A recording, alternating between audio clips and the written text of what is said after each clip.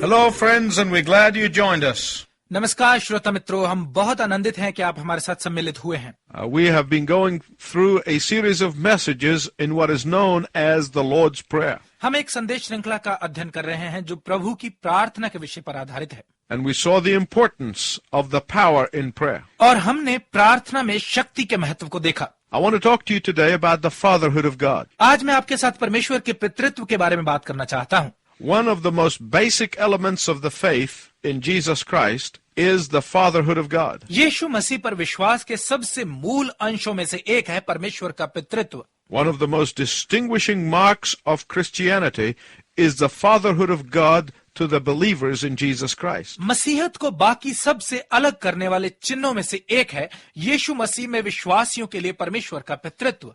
One of the most uniquely Christian tenets is being able to call God our Father. सबसे विलक्षण मसीही सौभाग्यों में से एक है परमेश्वर को हमारे पिता पुकारने का हक पाना।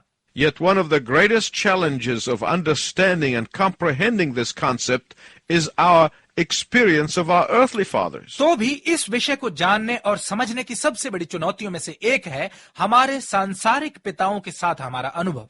Those who have grown up with harsh, angry, and hard earthly fathers वो जो कठोर, गुस्सैल और सख्त सांसारिक पिताओं के अधीन पले बढ़े हैं will inevitably relate that image to our Heavenly Father. वो निश्चय ही सांसारिक पिताओं के इस स्वरूप को हमारे स्वर्गीय पिता के साथ जोड़ते हैं। Those who have grown up with fathers who are weak-willed, who do not command respect from their children, वो जो ऐसे पिताओं के अधीन पले बड़े हैं जो कमजोर इच्छा शक्ति के स्वामी हैं, जो अपने बच्चों से आदर की मांग नहीं करते, will most likely relate that image to our Heavenly Father. वो बहुत संभवतः इस स्वरूप को हमारे स्वर्गीय पिता के साथ जोड़ते हैं। The challenge for all of us is how not to associate our Heavenly Father with our earthly fathers. हम सबके लिए चुनौती यह है कि हम अपने स्वर्गीय पिता को कैसे अपने सांसारिक पिताओं के साथ न जोड़ें।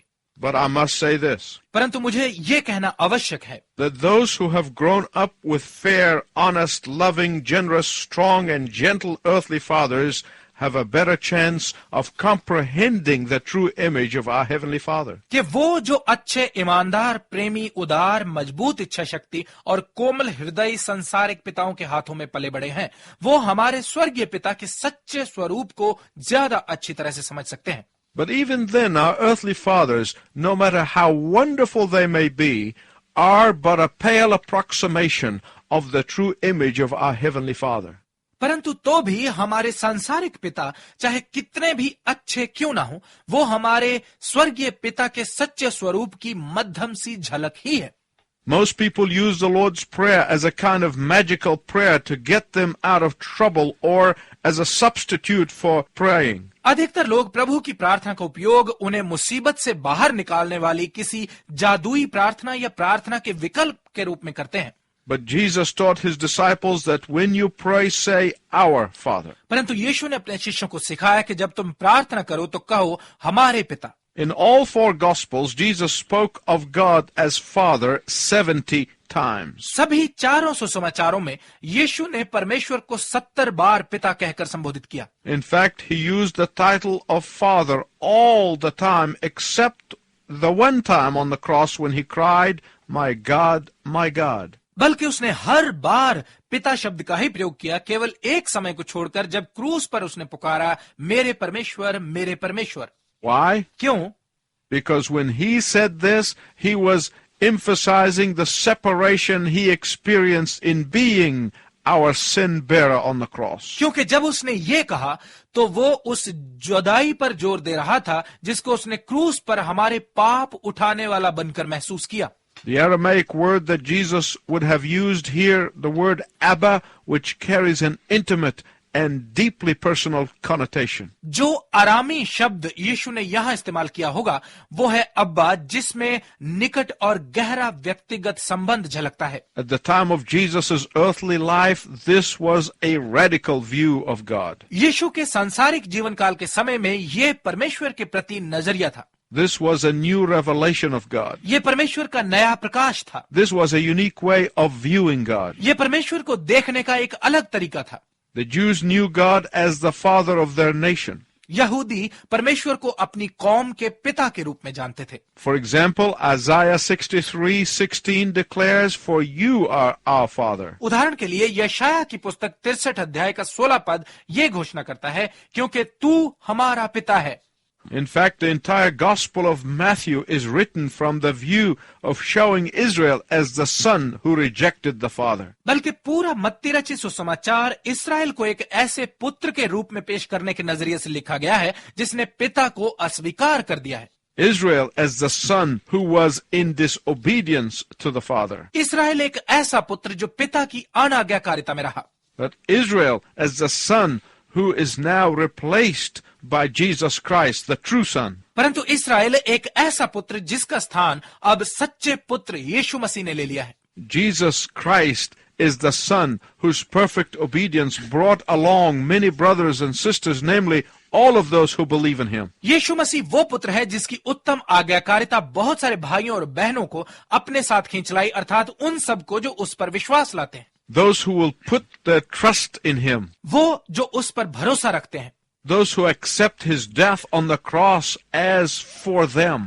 वो जो क्रूस पर उसकी मृत्यु को इस रूप में स्वीकार करते हैं कि ये उनके लिए थी। Those who will follow and obey him. वो जो उसके पीछे चलते और उसका आज्ञा पालन करते हैं। They and they alone can call God Father. वो और केवल वो ही परमेश्वर को पिता कह सकते हैं। They are able to say that because of their faith in their older brother Jesus. वो अपने बड़े भाई यीशु पर अपने विश्वास के कारण ऐसा कह पाते हैं। Jesus and Jesus alone can get you adopted by his Father. यीशु और केवल यीशु ही आपको पिता के गोद लिए हुए पुत्र पुत्रियां बना सकता है। Jesus and Jesus alone is able to sign your adoption papers. यीशु और केवल यीशु ही आपके गोद लिए जाने के दस्तावेजों पर दस्तखत करने के योग्य है। Jesus and Jesus alone can bring you to the Father. यीशु और केवल यीशु ही आपको पिता के पास ला सकता है। Jesus and Jesus alone can make it possible to call God Father. यीशु और केवल यीशु ही परमेश्वर को पिता कहकर पुकारना संभव बना सकता है। Listening friends, listen carefully to what I'm going to tell you. श्रोता मित्रों, जो मैं आपको बताने वाला हूं कृपया उसे ध्यानपूर्वक सुने।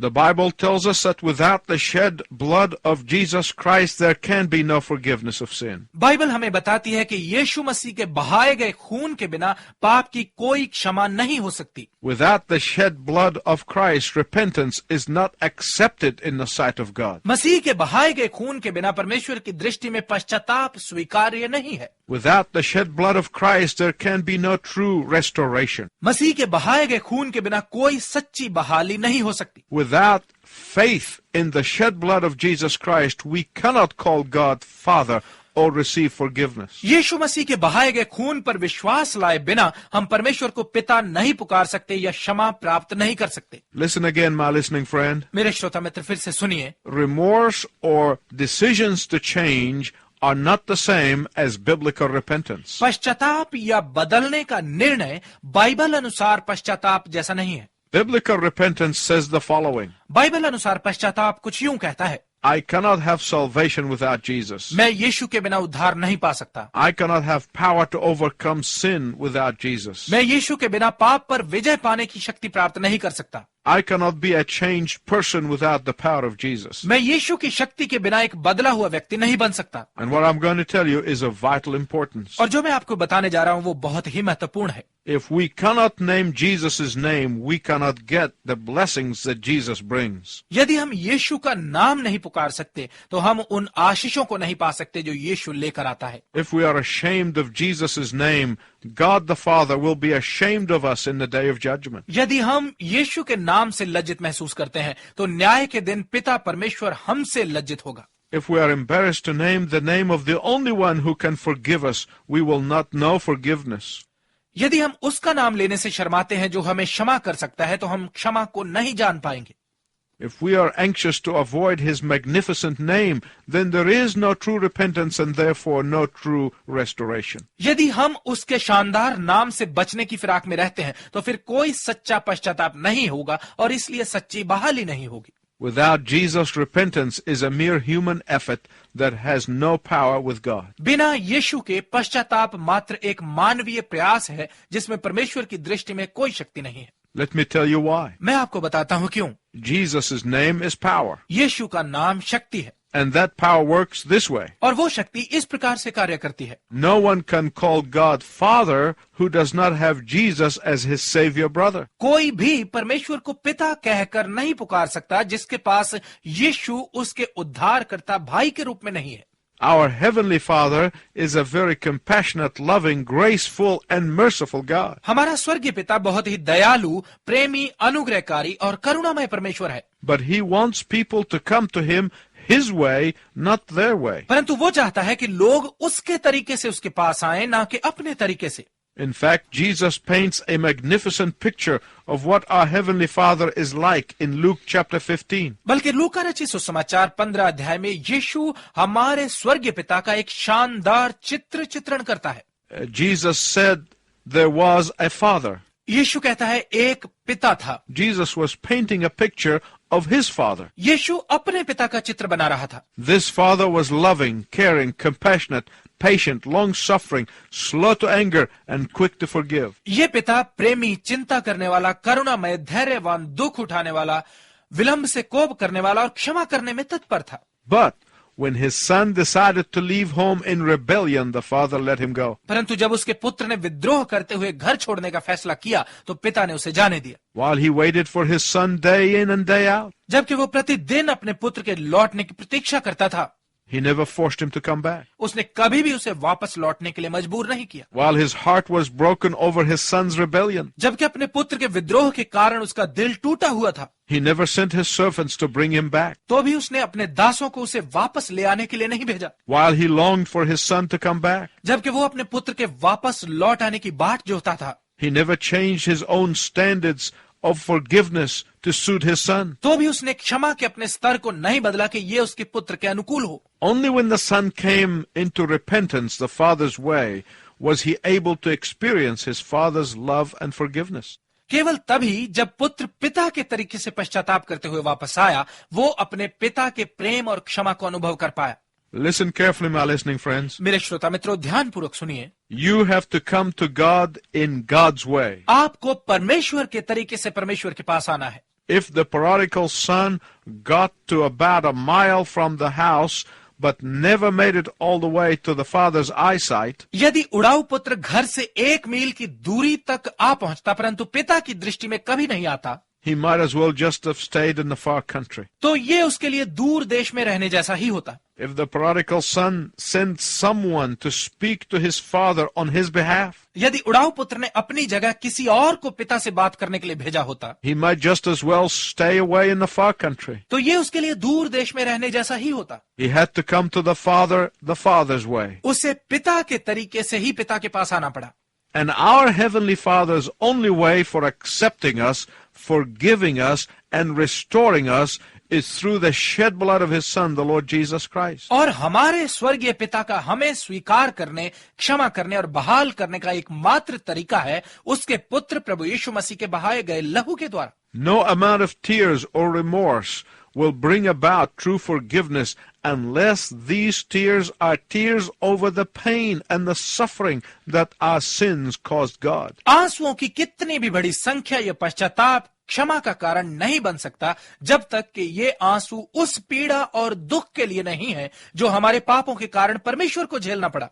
For our sins cost Him the blood of His only Son. क्योंकि हमारे पाप उसके इकलौते पुत्र के लहू की वजह बने। Feeling sorry for your wrongdoing is not true repentance. अपनी गलतियों के लिए दुखी होना सच्चा पश्चाताप नहीं है। Feeling remorse over sin is not biblical repentance. पाप के लिए पछतावा या इसका एहसास करना बाइबल अनुसार पश्चाताप नहीं है। And Jesus said, when you pray, say, Our Father. और यीशु ने कहा जब तुम प्रार्थना करो तो कहो हमारे पिता। Do you remember the older brother in the story in Luke 15? क्या आपको लूका रचित सुसमाचार 15 अध्याय की कहानी में वो बड़ा भाई याद है? The older brother stayed home. बड़ा भाई घर में ही रहा। He probably went to church and did his chores and outwardly did all the right things. वो शायद चर्च गया होगा और अपना काम काज किया होगा और बाहरी रूप से सभी सही काम किए होंगे। The father tried to assure the older son that everything the father owned is his. पिता ने बड़े पुत्र को यह आश्वासन देने का प्रयत्न किया कि जो कुछ उसके पिता का है वो उसी का तो है। The father tried to assure him that by Jewish law he was entitled to twice as much as his repentant brother. पिता ने उसे यह विश्वास दिलाने का प्रयत्न किया कि यहूदी कानून के अनुसार वो अपने पश्चातापी भाई से 2 गुना ज्यादा का हकदार है। The father tried to assure the older son of his love for him and his affection toward him and his interest in him. पिता ने अपने बड़े पुत्र को उसके प्रति अपने प्रेम का और उसके प्रति अपने लगाव और उसके लिए अपनी चिंता का विश्वास दिलाने का प्रयत्न किया। But the older son's pride perverted him from enjoying all the benefits that are at his disposal. परंतु बड़े पुत्र के घमंड ने उसे उन सारे लाभों का आनंद उठाने से रोक दिया जो उसके सामने थे। Do you know what the problem was? क्या आप जानते हैं समस्या क्या थी? The older son did not believe what his father said and was trying hard to earn what was his for the asking. बड़े पुत्र ने उस पर विश्वास नहीं किया जो उसके पिता ने कहा और उसे पाने का कठिन प्रयत्न किया जो पहले ही उसका था। Thus he forfeited his privileges. इसलिए वो अपने विशेषाधिकारों को गवा बैठा।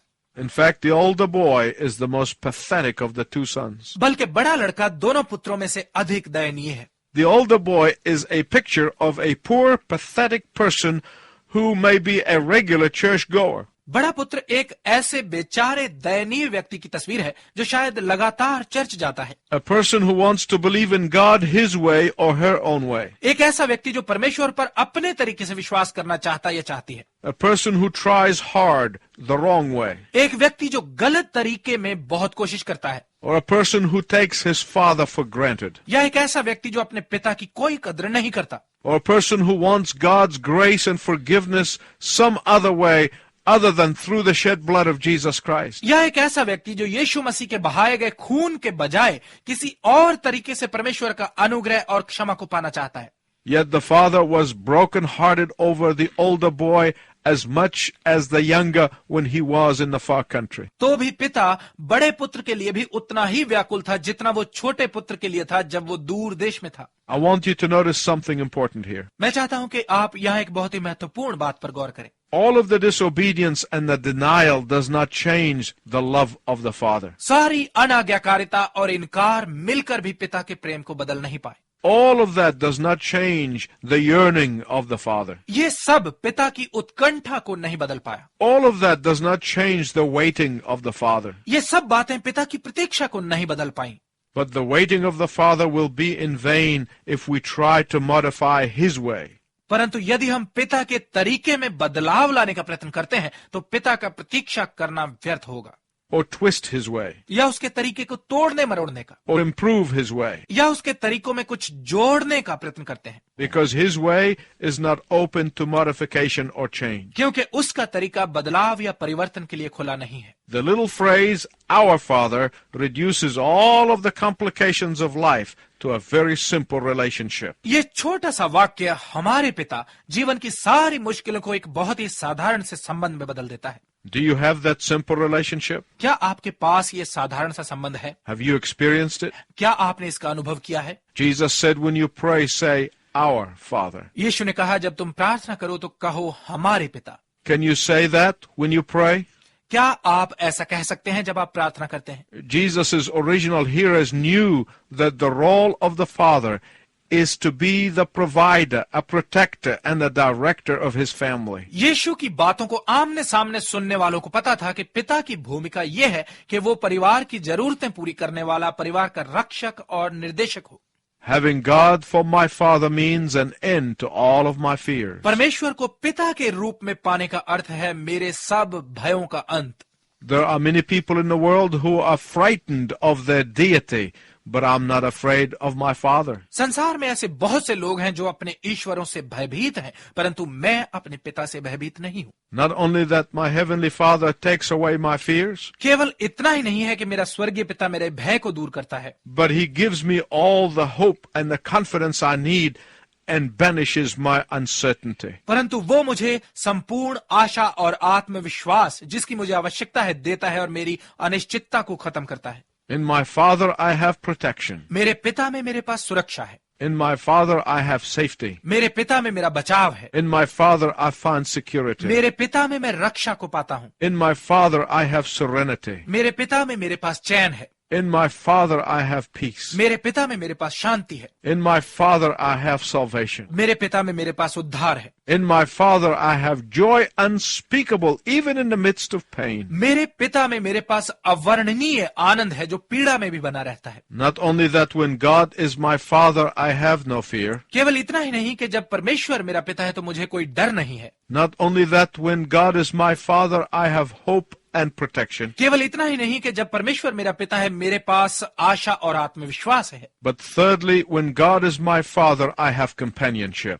परंतु तीसरा, जब परमेश्वर मेरा पिता है तो मैं संगति में हूँ। Your family may reject you. आपका परिवार आपको छोड़ सकता है, Your friends may forsake you. आपके मित्र आपको त्याग सकते हैं, But your heavenly Father never, never, never leaves you nor forsake you. परंतु आपका स्वर्गीय पिता आपको कभी कभी कभी नहीं छोड़ता और न त्यागता है। Jesus said in John 14:21, यूहन्ना रचित सुसमाचार 14 अध्याय की 21 पद में यीशु ने कहा, not only that, when God is my Father I have no fear. केवल यही नहीं कि जब परमेश्वर मेरा पिता है मुझे कोई भय नहीं है। Not only that, when God is my Father I have hope and protection. केवल यही नहीं कि जब परमेश्वर मेरा पिता है मेरे पास आशा और आत्मविश्वास है। Not only when God is my Father I have companionship. केवल यही नहीं कि जब परमेश्वर मेरा पिता है मैं संगति में हूँ। But finally, when God is my Father I have His provision. परंतु अंत में जब परमेश्वर मेरा पिता है तो वो मेरा प्रबंधक है। All the resources of heaven are available to God's children. स्वर्ग के सारे प्रसाधन परमेश्वर के बच्चों के लिए उपलब्ध हैं।